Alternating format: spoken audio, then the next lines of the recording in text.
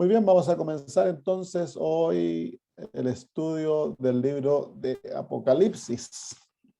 Y si el libro de Daniel nos tomó tanto tiempo para terminar, el libro de Apocalipsis nos va a tomar más tiempo, porque es más largo, es más detallado.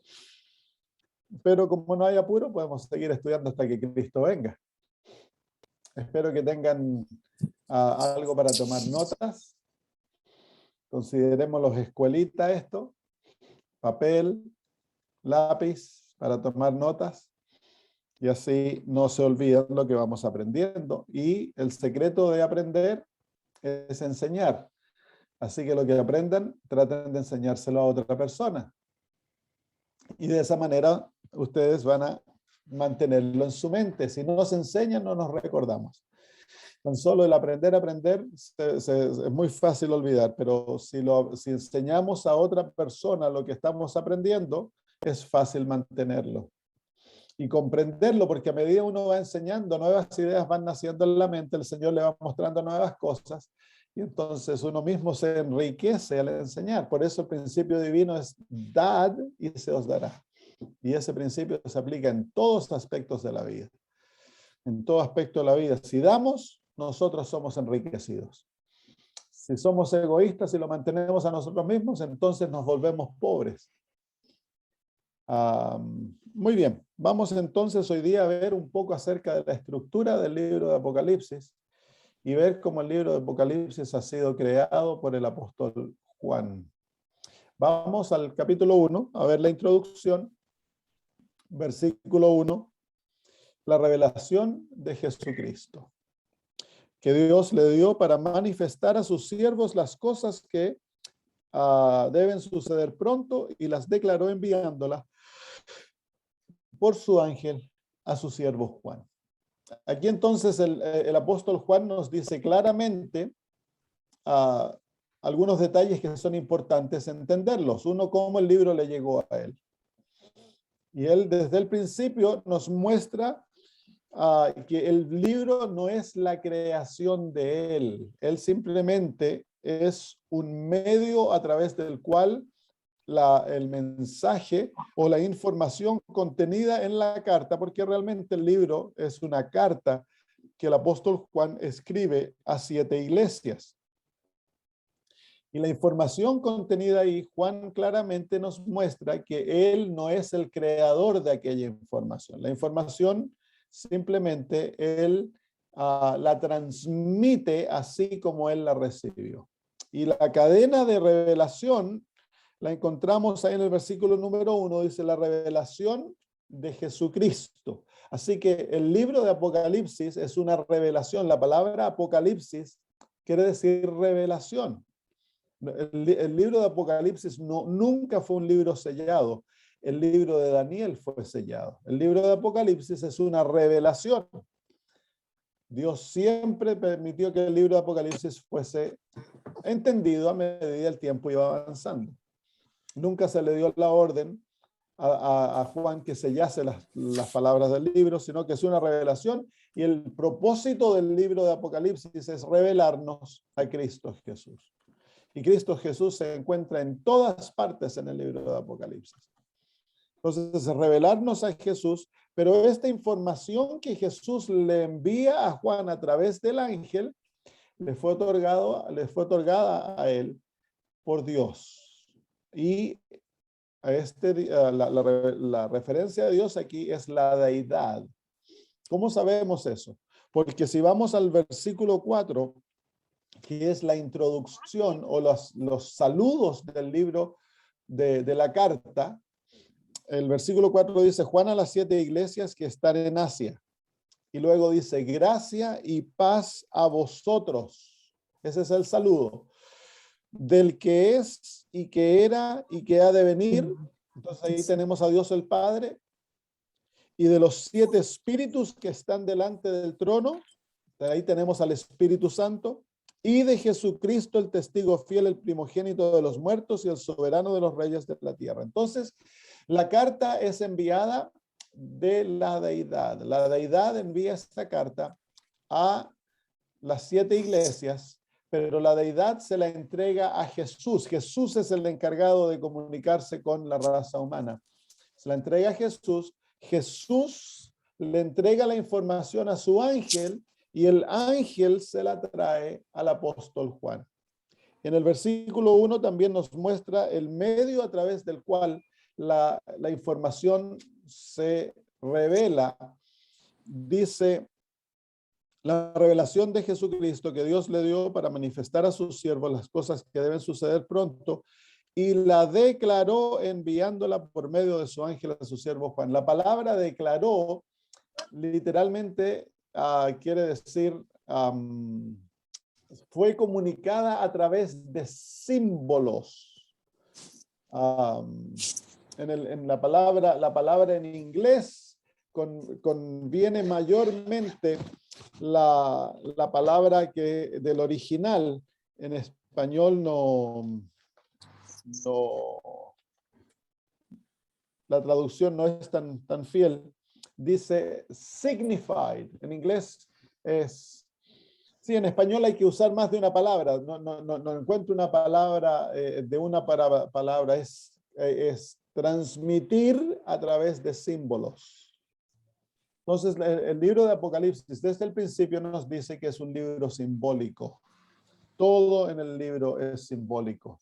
Fue transmitido. La información fue codificada en símbolos para proteger el libro, para proteger la palabra de Dios. De esa manera, solo aquellos que buscan un conocimiento espiritual pueden entonces entender el libro. La palabra de Dios es comprendida espiritualmente, no tanto intelectualmente. El intelecto se usa, pero debe ser el intelecto iluminado por el Espíritu Santo para poder comprender las sagradas escrituras. Tan solo una comprensión intelectual no es suficiente, nos va a llevar a conclusiones erróneas. Y hay muchos que llegan a conclusiones erróneas porque se relacionan con la palabra de Dios como se relacionan con cualquier otro libro. Y la palabra de Dios no puede ser entendida porque intelectualmente tan solo, porque las cosas espirituales han de ser recibidas espiritualmente, dice las Sagradas Escrituras. Entonces, el apóstol Juan es un peldaño en la escalera de la revelación. Él es el profeta humano que es capacitado por el Espíritu Santo para recibir comunicación con agentes divinos, el ángel en este caso, o Jesús, y luego él es capacitado por el Espíritu Santo no tan solo para recibir, sino que también para comunicar en lenguaje humano fielmente lo que recibió. Y esto es importante entender, de que Dios no viola la humanidad y las características del profeta. Dios empodera, da poder al elemento humano para recibir ¿cómo se llama? Los mensajes y luego comunicarlos fielmente, pero con las limitaciones del lenguaje humano. Porque ¿cómo puede el lenguaje humano comunicar aquello que es divino?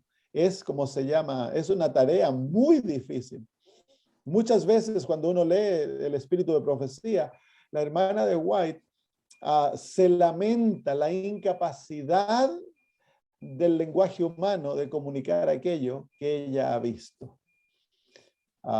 Entonces, pero el lenguaje, es decir, el mensaje que tenemos es exactamente lo que Dios desea que nosotros recibiésemos, pero envuelto en la manera que nosotros podemos entenderlo. Porque si Dios se comunicara con nosotros con el lenguaje divino, que es infinito y que es perfecto, entonces nosotros no lo podríamos leer. Entonces Dios se comunica con nosotros a través de nuestro lenguaje, de nuestro estilo, para que así lo podamos comprender. Entonces el Espíritu Santo es el agente que capacita al profeta para poder comprender, para poder recibir el mensaje que le ha sido otorgado.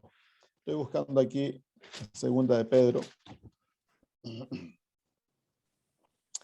Segunda de Pedro, capítulo 1, nos da a entender esto, versículos 20 y 21. Segunda de Pedro, capítulo 1, versículos 20 y 21. Entendiendo primero esto, que ninguna profecía de las Escrituras es de interpretación privada, porque nunca fue porque nunca la profecía fue traída por voluntad humana, sino que los santos hombres de Dios hablaron siendo inspirados por el Espíritu Santo. Así que no tan solo la recepción del mensaje requiere inspiración, sino que la comunicación de aquel mensaje requiere inspiración, porque ahí dice que los santos hombres de Dios hablaron. Esa es la comunicación, esa no es la recepción del mensaje, es la comunicación del mensaje. Y dice que hablaron siendo inspirados por el Espíritu Santo. No se preocupen que no se los puedo pegar a la distancia. Entonces, es por eso que llamamos a Dios, a la Biblia, la palabra de Dios. Porque el profeta no es el autor de los mensajes. El profeta es un comunicador de los mensajes que le han sido otorgados a él. Ahora, eso es entonces lo que capacita a la Biblia, la define como la palabra de Dios. Y si es la palabra de Dios, que realmente es, entonces es la autoridad más elevada en este mundo. No se debe recibir nada, ninguna otra autoridad, ni autoridad de iglesias, ni de concilios, ni de grandes predicadores, profesores, no se ha de recibir sobre la autoridad de las Sagradas Escrituras, autoridad de gobiernos, lo que sea. La Biblia es la autoridad máxima en el mundo, porque es Dios hablando. Es simple. Entonces, cuando lo tomamos de esa manera, nuestra conciencia debe estar sometida tan solo a las Sagradas Escrituras. Cuando nosotros sometemos nuestra conciencia a otro ser humano o a un gobierno o a una iglesia, entonces estamos volviendo de aquellos un ídolo, porque es idolatría, porque la conciencia ha de someterse tan solo a la autoridad divina, en reconocimiento que Él es nuestro creador. Entonces, cuando por miedo, por conveniencia propia, nosotros nos sometemos nuestras conciencias, nuestra libertad a otros sistemas, entonces es una forma de idolatría. Muy bien, vamos de vuelta a Apocalipsis 1.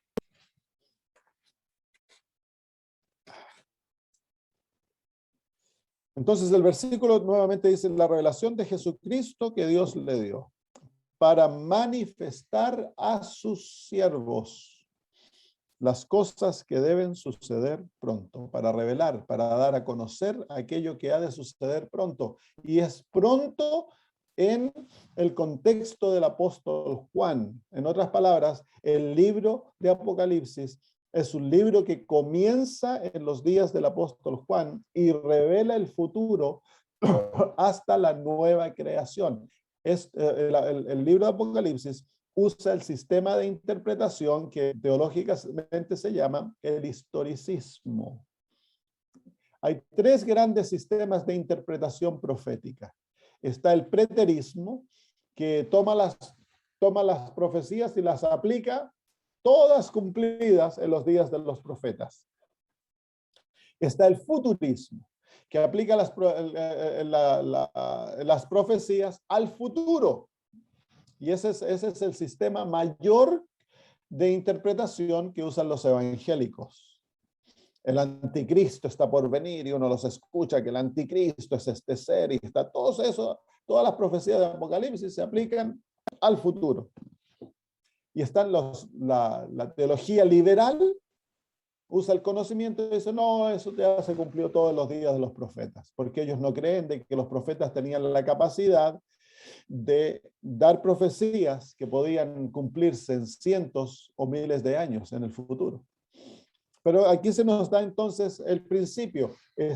Dice, lo que debe suceder pronto. Entonces la profecía comienza a cumplirse en los días del apóstol Juan y va a irse cumpliendo paulatinamente a medida que la historia va avanzando, se va cumpliendo y el cumplimiento final se cumple cuando Dios recrea el mundo. Entonces la profecía es una predicción de eventos históricos que van a ir ocurriendo a medida va avanzando la historia de este mundo. Entonces eso nosotros lo llamamos historicismo, que ha sido la manera tradicional protestante de interpretar las profecías de las Sagradas Escrituras, pero producto del contraataque que creó la Iglesia Católica con el movimiento contra la Reforma, entre los años 1541 a 1561, me parece que fue, casi 20 años, la Iglesia Católica se juntó en la ciudad de Trento para crear un plan para destruir la Reforma. Y ese plan ellos lo han seguido paulatinamente por los últimos 600 años. Paulatinamente. Se creó el plan maestro, infiltraron las universidades protestantes y las desarmaron a través de la teología preterista o futurista. De esa manera, ellos sacaron al protestantismo los dientes, porque el protestantismo fue creado por Dios para protestar contra los males de la Iglesia Católica y especialmente el papado. Pero los jesuitas desarrollaron estas dos maneras de interpretar la Biblia que sacan al Papa de la profecía. Entonces la Iglesia Adventista, básicamente como iglesia, somos los únicos que quedamos que seguimos un entendimiento historicista. Hay otros pequeños grupos protestantes por ahí que quedan, pero mayormente es la Iglesia Adventista, porque claro, es el pueblo de Dios que recibe la interpretación profética correcta que se le otorga como legado. Muy bien. Vamos entonces a mirar un poquito el resumen de los capítulos. El capítulo número 1 es la introducción al libro y también es la introducción a la profecía de las 7 iglesias que se encuentra en los capítulos 2 y 3. En los capítulos 4 y 5 es una visión del trono de Dios y la dedicación de Cristo como nuestro sumo sacerdote. Y el capítulo 5 nos introduce a la visión de los 7 sellos, que ocupa los capítulos 6, 7 y el versículo 1 del capítulo 8. El capítulo 7 es un paréntesis en la visión de los 7 sellos para explicar una pregunta que se hace al final del capítulo 6, versículo 17, dice, porque el gran día de su ira ha llegado y ¿quién podrá sostenerse en pie? Esa pregunta, ¿quién podrá sostenerse en pie? Nos introduce a los 144,000, que son los que se van a sostener en pie, y luego al final se nos muestra la gran muchedumbre, los salvados de todas las edades. El capítulo 8 nos introduce a una nueva visión, que es la visión del ángel ofreciendo incienso, que es la introducción a las 7 trompetas. Y los capítulos 8, 9, 10 y 11, que es la visión más larga de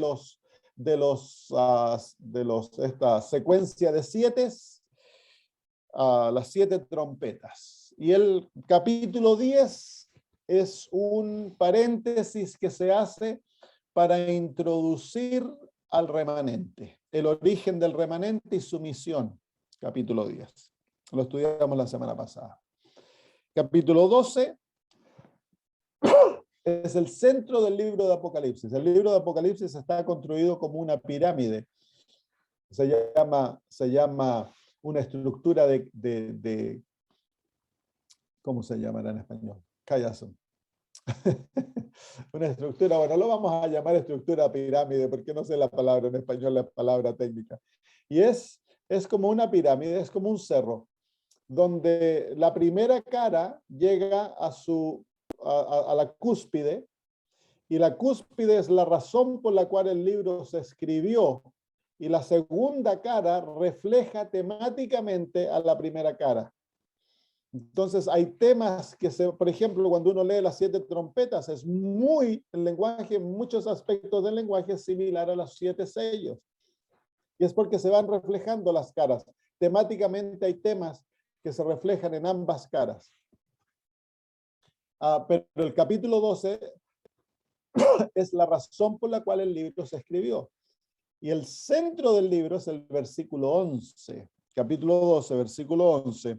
Y ellos le han vencido por medio de la sangre del Cordero y de la palabra del testimonio de ellos, y menospreciaron sus vidas hasta la muerte. Entonces, ese es el objetivo del libro.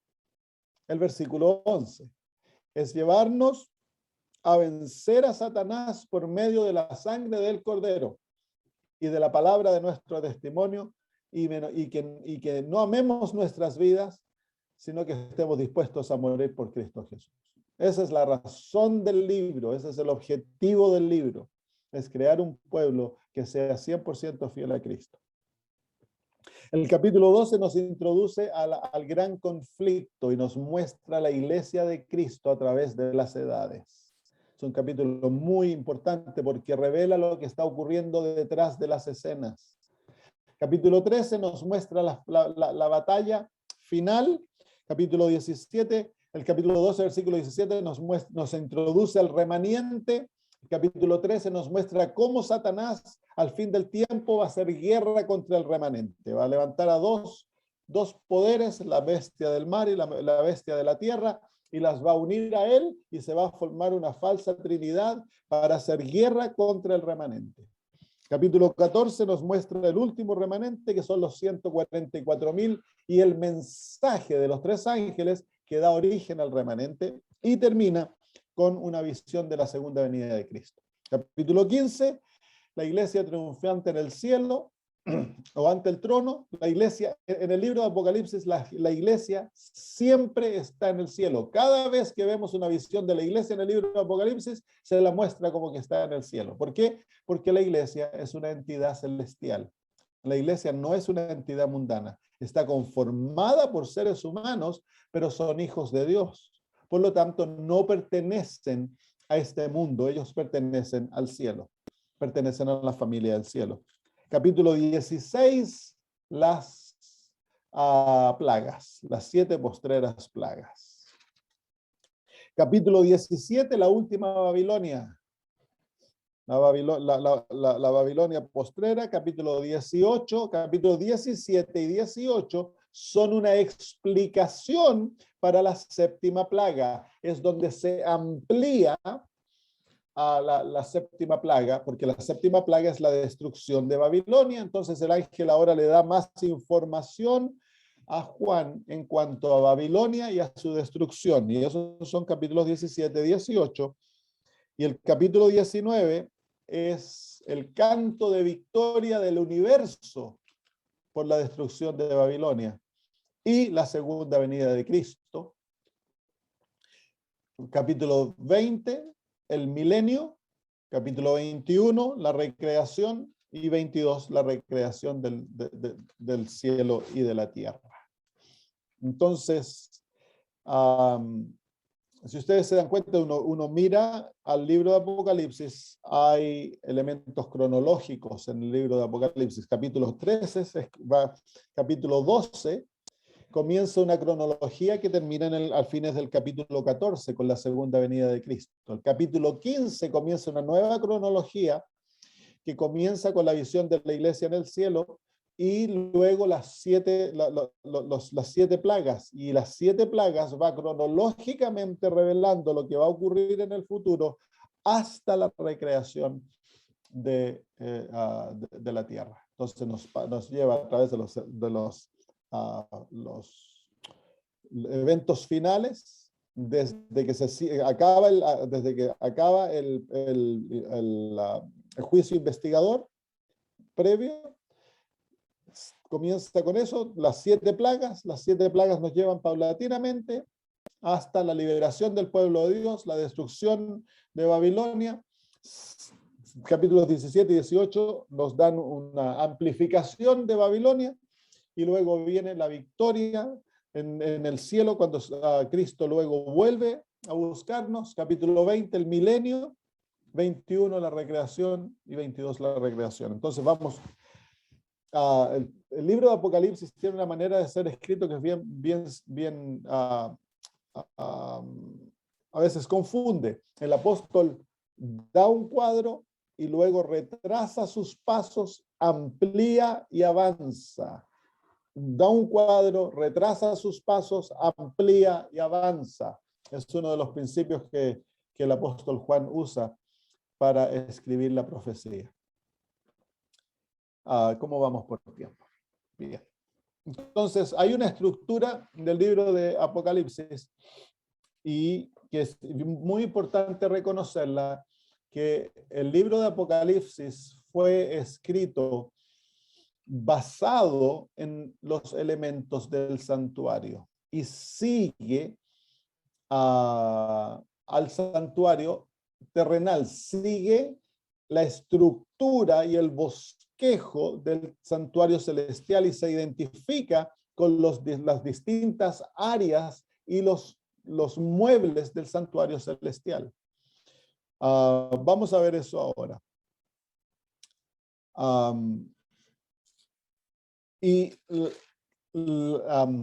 El libro de Apocalipsis sigue cronológicamente al santuario. Y esto es importante reconocer porque en la teología adventista, nuestra manera de entender las escrituras es una teología de santuario. Nosotros somos un pueblo de santuario. Estamos basados en ello. La identidad adventista está basada en el santuario. Nuestro entendimiento profético proviene del santuario. Y el libro de Apocalipsis está basado profundamente en el santuario. Vamos a ver algunos de estos lenguajes que se encuentran en el santuario. ¿Dónde? Vamos a ver, les voy a hacer la pregunta, ¿dónde estamos? Cuando veamos los próximos cuadros, ¿dónde estamos en el santuario? En el santuario terrenal. Vamos a ir imaginándonos. Vamos al capítulo 1 y el versículo 5. El lenguaje es lo que revela. Muchas veces no se nos revela el mueble, pero sí se revela el lenguaje. Capítulo 1, versículo 5. Y dice, y de Jesucristo es el testigo fiel, el primogénito de los muertos y el soberano de los reyes de la tierra, al que nos amó y nos lavó de nuestros pecados con su sangre, y nos hizo reyes y sacerdotes para Dios su Padre. A él sea gloria e imperio por los siglos de los siglos. Amén. ¿Dónde estamos en el santuario ahí, en esos versículos? Respóndame, abran su micrófono y respóndame. ¿Dónde estamos en el santuario en esos versículos? En el atrio. En el atrio. ¿Por qué? ¿Y qué muebles del atrio estamos viendo? El lavacro. Está el lavacro, ¿y qué más? Estamos viendo el lavacro. ¿Dónde ocurría el derramamiento de la sangre? Y ¿Dónde ocurría el derramamiento de la sangre? En el altar de sacrificio. Así que aquí vemos estos dos muebles, el altar de sacrificio y el lavacro. Por el lenguaje, ¿se fijan? Y hay otro lenguaje más que es lenguaje de santuario. ¿Cuál es ese lenguaje? En el versículo 6. Y nos hizo reyes y sacerdotes. Así que claramente en la introducción del libro se nos da a entender que este es un libro basado en el santuario. Vamos a ver otros más. Vengan al versículo 12. ¿Dónde estamos en el santuario ahora? Versículo 12 dice, y me volví para ver la voz que hablaba conmigo, y vuelto vi 7 candeleros de oro. ¿Dónde estamos en el santuario ahora? Lugar santo. En el lugar santo. Muy bien. Lugar santo. Ahora, el capítulo 1 nos introduce a la visión de las 7 iglesias. Y las 7 iglesias están relacionadas con cuál mueble del santuario. ¿De dónde viene la visión de las 7 iglesias? En el santuario, en el lugar santo del santuario hay 3 muebles. Está la mesa de los panes de la proposición, está el altar de incienso y está el candelabro de 7 brazos. La visión de las 7 iglesias proviene del candelabro. Sí, porque miren el versículo 20 del capítulo 1, dice, el misterio de las 7 estrellas que has visto en mi diestra y de los 7 candeleros de oro. Las 7 estrellas son los ángeles de las 7 iglesias y los 7 candeleros que has visto son las 7 iglesias. Así que las 7 iglesias, la visión de las 7 iglesias o la profecía de las 7 iglesias proviene del candelabro. Así que esto nos da un entendimiento de que cada uno de estas 3 profecías que se encuentran en el libro de Apocalipsis, las 7 iglesias, las 7 sellos y las 7 trompetas son profecías que vienen del lugar santo del santuario y proviene las 7 iglesias de los 7 candelabros. Los 7 sellos provienen de la mesa de los panes de la proposición y los 7 trompetas provienen del altar del incienso. Eso se lo voy a mostrar ahora. Entonces, estamos en el lugar santo ahora. ¿Y qué es lo que estamos viendo? En la primera visión estamos viendo los candelabros, las 7 iglesias. Los candelabros representan a las 7 iglesias. Vamos ahora al capítulo 4.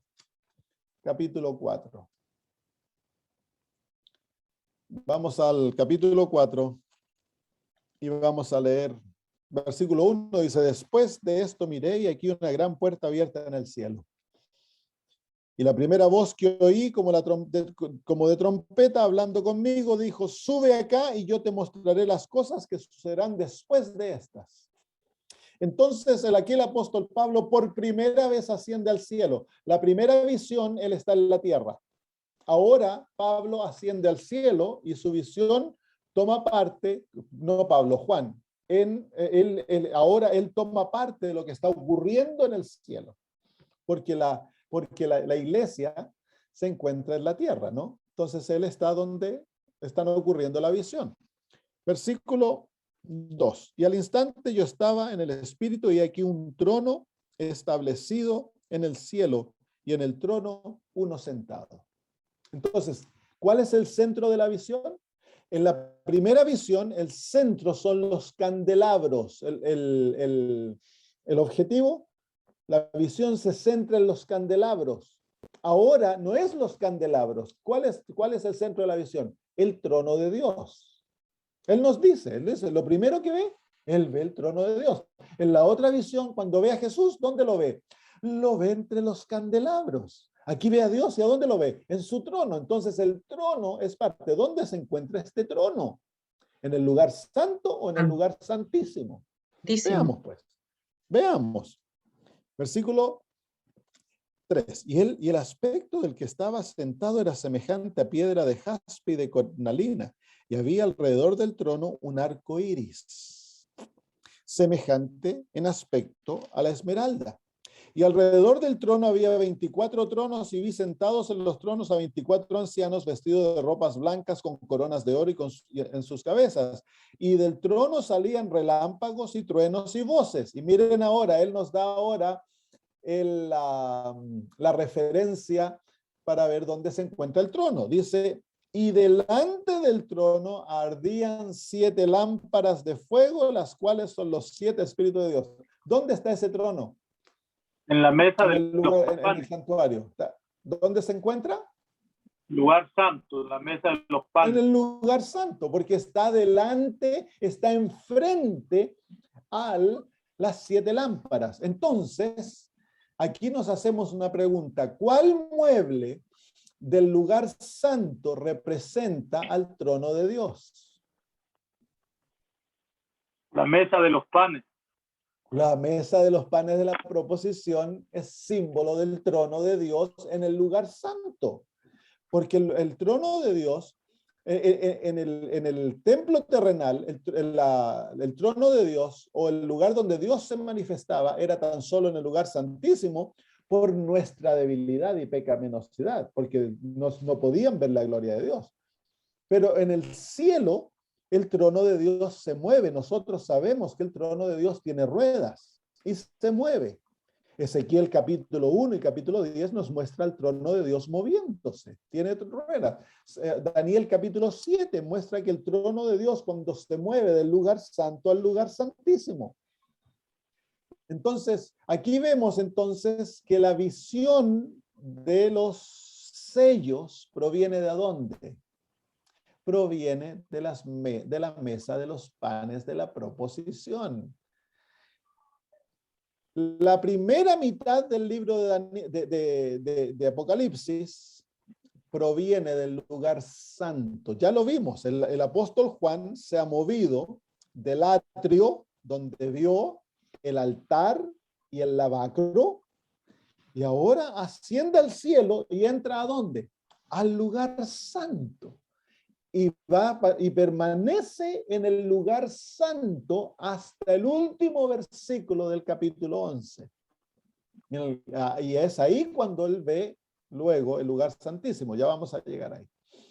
Entonces, el libro de Apocalipsis se va moviendo de atrio al lugar santo y luego al lugar santísimo. Y es exactamente la manera que nosotros entendemos el libro, es decir, los servicios del santuario. Vamos entonces ahora al capítulo 5, que el capítulo 4 y el capítulo 5, el centro es el trono. En el capítulo 4 está Dios el Padre. En el capítulo 5, Jesús llega y se lo ve en el trono con el Padre. Y todo el universo adora a Cristo y al Padre que están en el trono. Así que el centro de la visión del capítulo 4, 5, es el trono. Y ahora, el capítulo 7, 6, 7 y versículo 8, 1, es la visión de los 7 sellos. ¿Y de dónde proviene esa visión? Del trono. Miren, capítulo 6. Vi cuando el Cordero abrió uno de los sellos y oí una voz de los 4 seres vivientes decir como con voz de trueno, ven y mira. Y miré, y aquí un caballo blanco, y el que lo montaba tenía un arco, y le fue dada una corona. ¿De dónde viene la voz? De los 4 seres vivientes. ¿Y a dónde se encuentran los 4 seres vivientes? Alrededor del trono, pues. Entonces la visión viene del trono. Entonces los 7 sellos provienen del trono. Las 7 iglesias, la visión está centrada en los 7 candelabros. Vamos ahora al capítulo 8. Capítulo 8, versículo 2. Y vi a los 7 ángeles que estaban en pie ante Dios y se le dieron 7 trompetas. Otro ángel vino entonces y se paró ante el altar con un incensario de oro y se le dio mucho incienso para añadirlo a las oraciones de los santos sobre el altar de oro que estaba delante del trono. ¿Qué altar es este? Del incienso. El altar del incienso. El ángel está ofreciendo incienso. Así que aquí vemos claramente que avanzamos en el lugar santo y estamos a punto de pasar al lugar santísimo, pero antes de pasar al lugar santísimo, la visión se centra ahora en el altar del incienso. Así que las trompetas provienen ¿de cuál mueble? Del santuario, del altar del incienso, pues. Así que cada una de esas visiones viene, o de esas profecías, viene de uno de estos muebles del lugar santo. Muy bien, vamos ahora entonces al capítulo 11. Capítulo 11, versículo 19. Aquí se encuentra la transición del lugar santo al lugar santísimo en el libro de Apocalipsis. Y dice, y el templo de Dios fue abierto en el cielo, y el arca de su pacto. La palabra templo ahí es la palabra naos, que se refiere específicamente al lugar santísimo. Y el arca de su pacto se veía en el templo. Y hubo relámpagos, voces, truenos, un terremoto y grande granizo. Así que ahora, ¿dónde estamos? Lugar santísimo. En el lugar santísimo, pues. El apóstol Juan está siguiendo los pasos de Jesús, porque el libro de Apocalipsis es una revelación de Jesucristo. Así que el apóstol Juan ve a Jesús morir, ve a Jesús hacer la obra de lavarnos en el lavacro, lo sigue al cielo y ve a Jesús ahora ministrando en los 7 candelabros. Luego ve a Jesús haciendo su obra en nuestro favor en la mesa de los panes de la proposición, y ve a Jesús obrando, ofreciendo incienso y haciendo su ministerio de intercesión en nuestro favor. Eso es lo que está haciendo el apóstol Pablo. Hay adventistas que enseñan, lo sigo llamando apóstol Pablo, el apóstol Juan. Hay adventistas que enseñan de que cuando Jesús ascendió al cielo, se fue derechito al lugar santísimo. Eso está negado por el libro de Apocalipsis. Ahora, cuando Jesús ungió el santuario celestial para comenzar su ministerio, él obró a través de todo. Cuando hizo la obra de ungimiento, fue al lugar santísimo, lugar santo, ungió todo el santuario con su sangre para que comenzara la obra de intercesión. Pero cuando comienza su obra en favor nuestro, él lo comienza no en el lugar santísimo, la comienza en el lugar santo. Y estuvo ahí hasta el año 1844. Y entonces aquí vemos el momento cuando Juan pasa del lugar santo al lugar santísimo. Y de ahora en adelante no se ve más el lugar santo en el libro de Apocalipsis. Se pierde de vista. Y ahora la visión, capítulo 13, capítulo 14 en adelante, todo es lugar santísimo, no es lugar santo. Y vamos entonces ahora a la visión de las 7 plagas. Otra secuencia de 7. ¿De dónde vienen las 7 plagas? Capítulo 15. Versículo 5. Después de estas cosas miré, y aquí fue abierto en el cielo el templo del tabernáculo del testimonio. ¿Dónde se encontraba el testimonio? ¿Qué es el testimonio? El testimonio es la ley de Dios. Y el tabernáculo del testimonio era el lugar santísimo.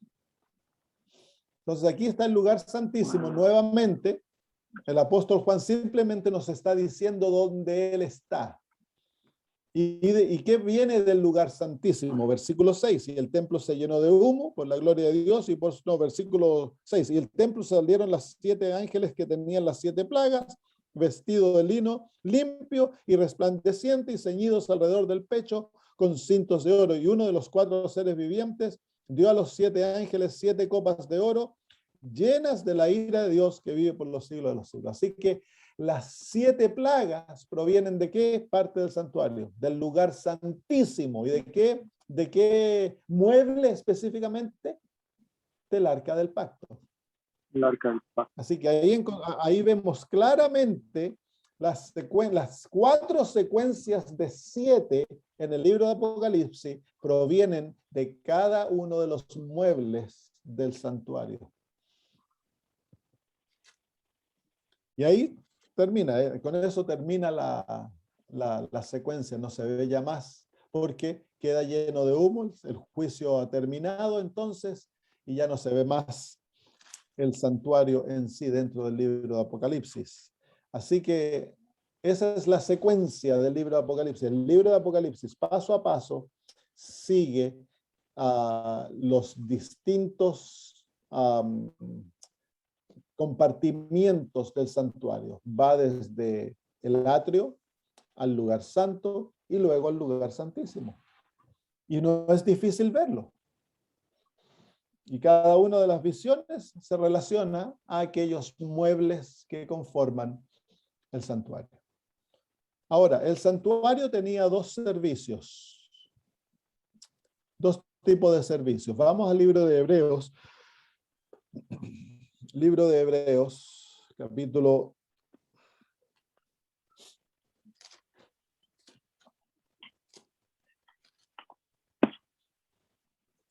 9.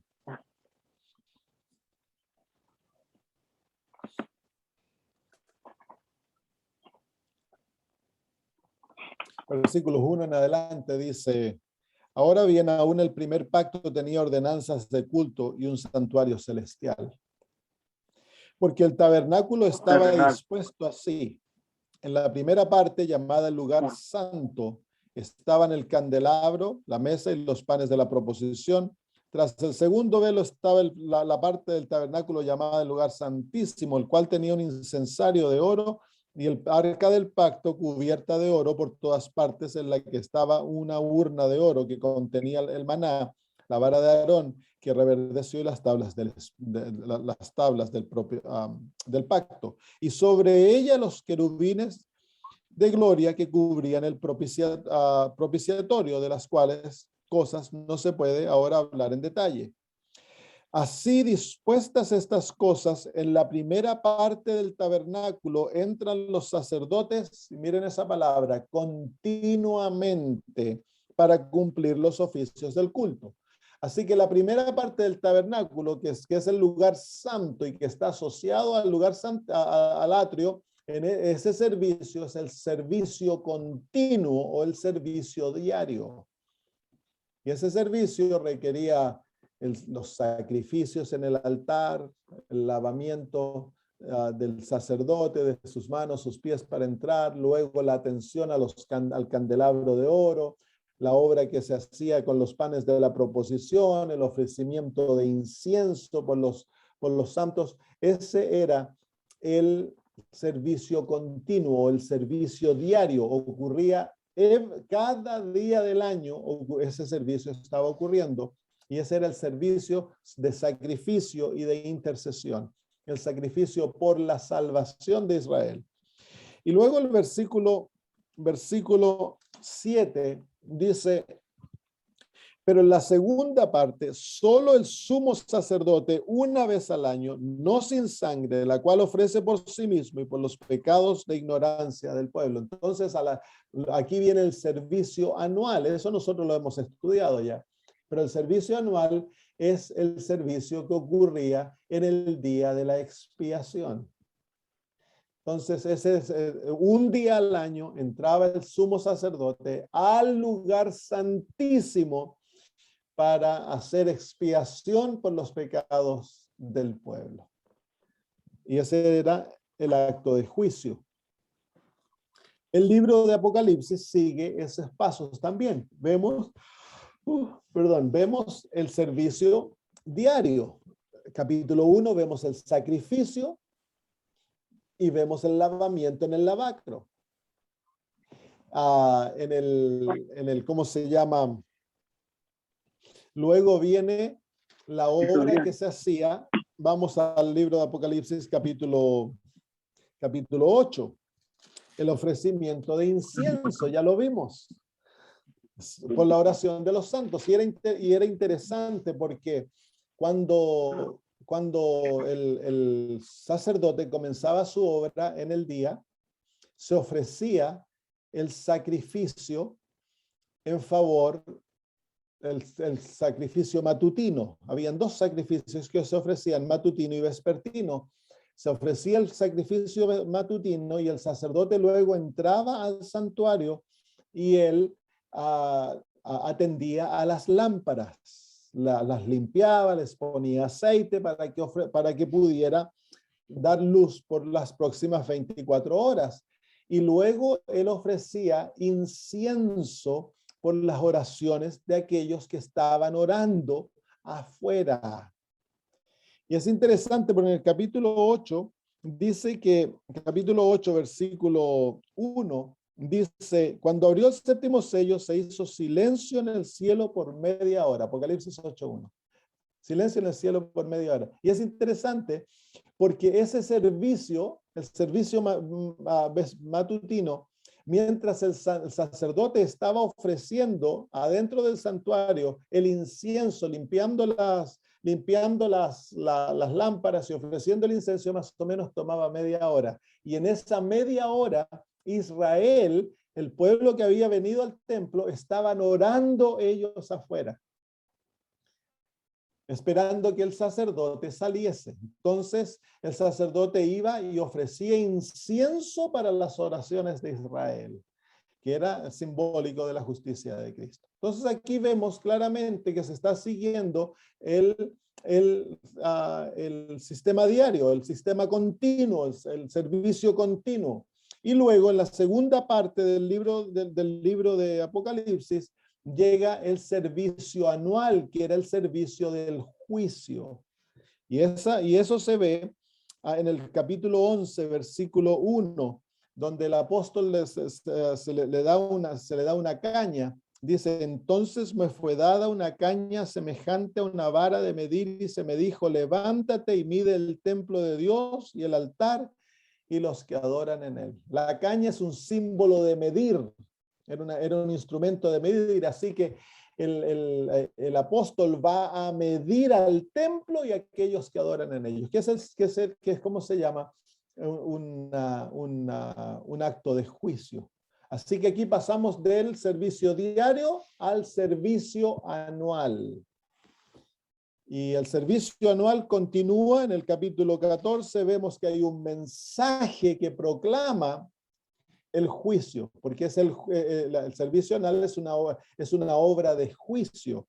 Y dice el capítulo 14, versículo 7, diciendo a gran voz, temed a Dios y dadle gloria, porque la hora de su juicio ha llegado. Así que mientras este mensaje se predica, el juicio se está llevando a cabo en el cielo. En Israel el juicio era tan solo un día, pero para la realidad del juicio dura más de 1000 años.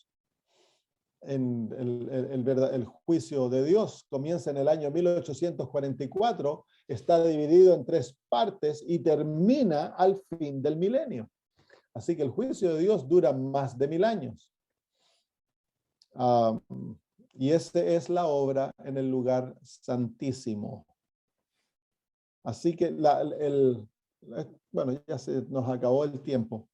Vamos a ver las fiestas anuales en el libro de Apocalipsis, cómo encontramos aquellas fiestas también en el libro. Pero ahora abramos algunas preguntas. Hay algunas preguntas de lo que hemos hablado.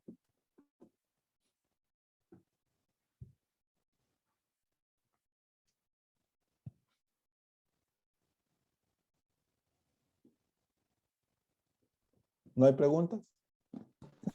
Sí, pastor.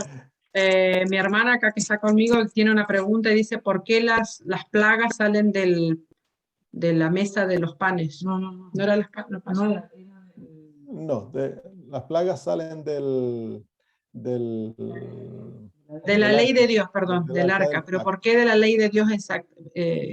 ¿Cómo está relacionada? Porque ha sido violada la ley de Dios y ahora viene la vindicación de Dios de su carácter y de su ley. Recordemos de que, bueno, durante la historia del mundo la ley de Dios ha sido violada, pero el último conflicto es una violación abierta contra la ley de Dios. Y han acusado a aquellos que han violado su ley de ser heréticos, los han sido acusados como ser fanáticos, fariseos, han sido acusados, calumniados. Entonces, con las plagas, Dios reivindica a su pueblo y es una reivindicación de su ley. Y en la última plaga, la séptima plaga, aparecen la ley de Dios en el cielo, dice la hermana White, 2 manos exponiendo las plagas. Entonces, Dios paga al mundo por haber violado su ley y haber menospreciado lo que Él hizo para que nosotros fuésemos salvos por haber violado su ley.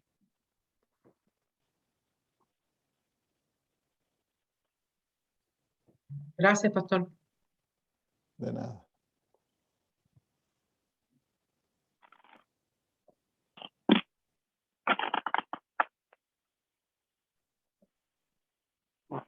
Me imagino de que ustedes se dan cuenta de que el libro de Apocalipsis es un libro que fue altamente diseñado.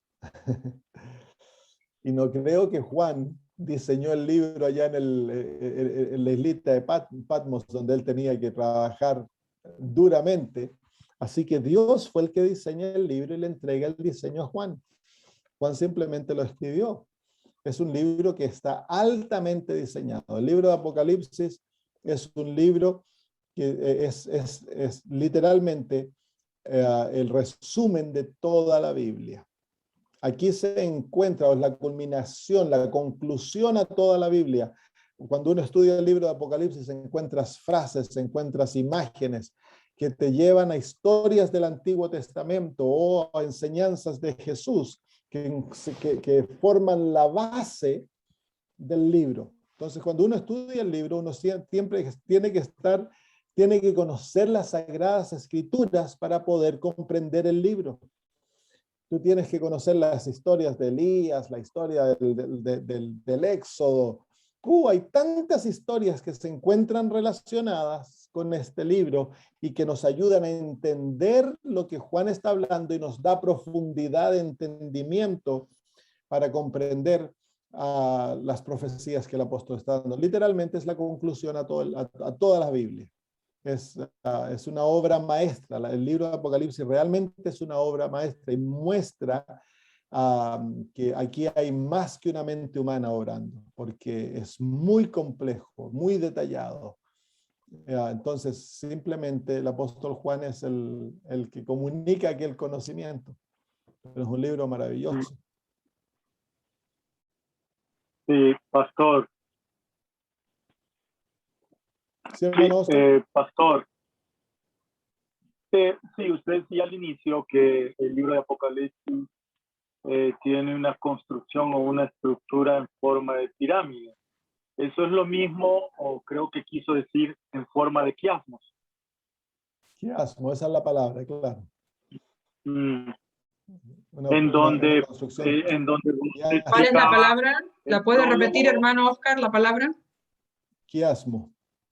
Quiasmos, con Q. Sí, en donde, como usted decía, pastor, el prólogo se conecta con el epílogo, es decir, el inicio con el final, y así sucesivamente. En forma temática se van relacionando. Entonces, también el libro de Apocalipsis se puede leer desde el pináculo y se puede leer, entonces, desde el pináculo, ir avanzando capítulo. Tú lees capítulo 12 y luego vas 11, 13 y así vas leyéndolo. Es otra manera de comprender el libro. Bueno, se torna realmente interesante este viaje que vamos a iniciar, pastor. Así que muchísimas gracias nuevamente a Dios primeramente que nos da la oportunidad de poder estudiar este libro y compartirlo con todos los hermanos.